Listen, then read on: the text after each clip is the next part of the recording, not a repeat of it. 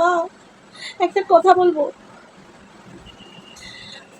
আপনার ছেলের চাকরিটা চলে গেছে। হ্যাঁ, আমি জানতাম এরকমটা হবে। এই তোমার মতো ছেলের সাথে বিয়ে হয়েছে বলে আমার ছেলের জীবনটা শেষ হয়ে গেল। এতদিন জীবনটা গেছিল, এবার চাকরিটাও গেল। আমি বারবার বলেছিলাম এই মেয়ের সাথে বিয়ে না হতে। এই তোমার জন্য, তুমি সংসারে আসা থেকে আমার সংসারটা শেষ।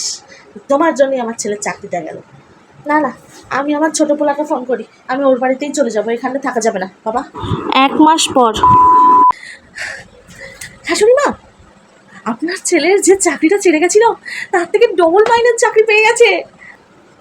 হ্যাঁ, আমি জানতাম 10 মাস 10 দিন আমি আমার এই পেটে ধরেছি আমার ছেলেকে।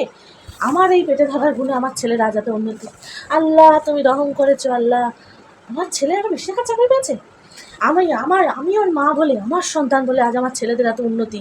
আমি সবসময় আল্লাহর কাছে বলছি আমার ছেলেদের উন্নতি হোক, আর আমাদের কোনো অসুবিধা হবে না।